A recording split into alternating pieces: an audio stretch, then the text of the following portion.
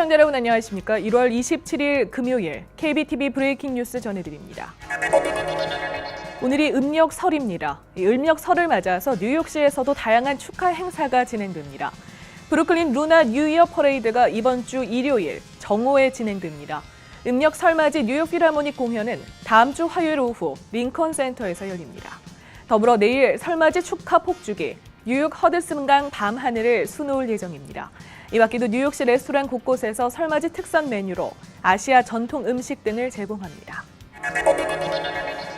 소방관들이 화재를 진압하러 출동한 사이 비어있는 소방서가 절도를 당했습니다. 뉴저지 저지시티에서 근무하는 소방관들은 어젯밤 화재를 진압하고 화재가 난 집에서 남성 한 명을 구조한 뒤 소방서로 돌아왔습니다. 소방관들은 곧 소방서의 창문이 깨져 있고 귀중품이 사라진 것을 발견했습니다. 사라진 물건은 전자제품과 소방관들의 지갑 등으로 확인됩니다. 아직까지 용의자에 대한 단서는 잡지 못한 상태입니다.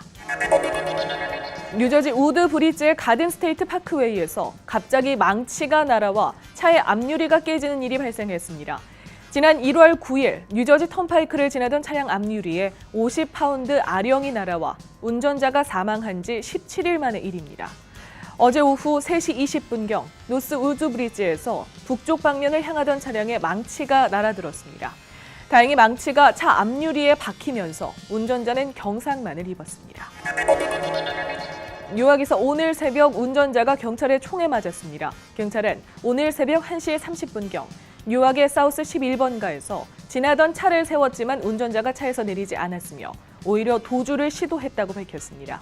이에 경찰은 차에 총격을 가했고 운전자는 총을 맞았음에도 서지 않고 달아났습니다. 경찰 조사 결과 운전자는 스스로 병원을 찾아 총상을 치료받았습니다. 이 사건은 엑세스 카운티 검찰청이 맡아 조사가 진행됩니다. 지난 월요일 이후 실종된 브롱스에 거주하는 52세 여성의 혈흔이 발견됐습니다.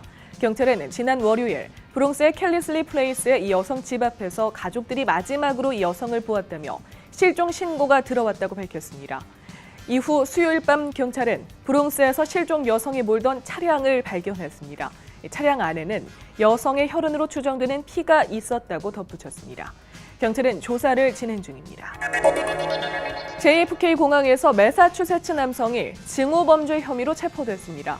워체스터에 거주하는 57세 남성 로빈 로드는 델타항공의 스카이라운지 2번 터미널에서 델타항공 종업원 라비아 칸을 공격한 것으로 파악됩니다. 당시 칸은 히잡을 쓰고 근무 중이었는데 로드는 칸에게 각종 욕설을 하며 위협을 가했습니다. 특히 로드는 칸이 앉아있는 의자를 발로 차는가 하면 종교에 대한 모욕도 하더니 칸의 다리를 차기도 했습니다. 로드는 트럼프 대통령을 언급하며 대통령이 당신을 없앨 것이다. 독일이나 벨기에, 프랑스에 가서 물어봐라.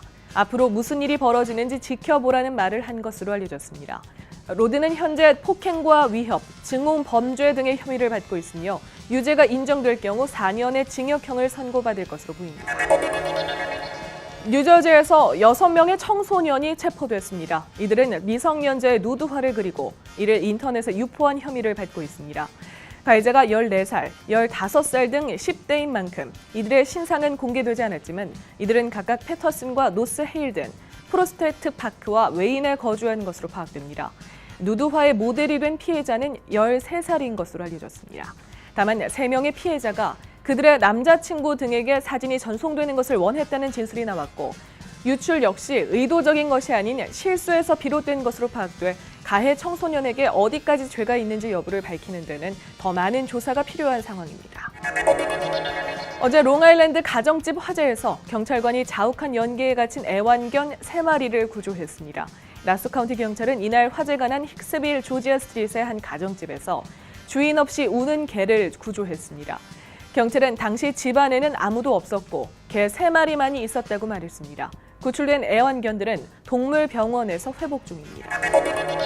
켈리앤 코노웨이 백악관 선임 고문이 오늘 멕시코 장벽 건설 비용 마련 방안과 관련해 멕시코산 제품에 5에서 20%의 수입 관세를 부과하는 방안을 검토하고 있다고 밝혔습니다.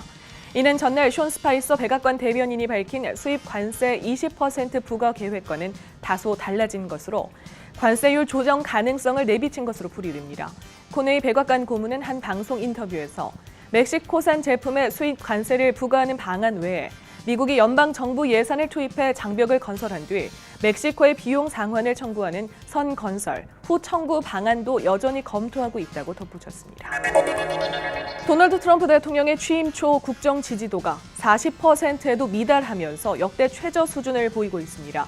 퀴니피액 대학이 트럼프 대통령 취임 당일인 지난 20일부터 25일까지 5일간 전국의 성인 남녀 1,190명을 대상으로 여론조사를 실시한 결과 트럼프 대통령의 국정 지지도는 36%에 그쳤습니다. 이 조사에는 트럼프 대통령의 국정 운영 방식을 지지하지 않는다는 응답은 44%였고 나머지 19%는 구체적인 입장 표명을 유보했습니다. 정당별 국정 지지도를 보면 집권 여당인 공화당원들은 트럼프 대통령에게 81%의 지지를 보냈지만 민주당원들은 고작 4%만이 지지 입장을 보여 극명한 대조를 보였습니다. 1월 27일 금요일에 전해드린 KBTV 브레이킹 뉴스입니다. 오늘이 음력 설입니다. 미국에 계시기는 하지만 가족들과 설을 맞아 즐거운 시간 보내시기 바랍니다. 오늘도 KBTV 브레이킹 뉴스를 시청해주신 여러분 고맙습니다.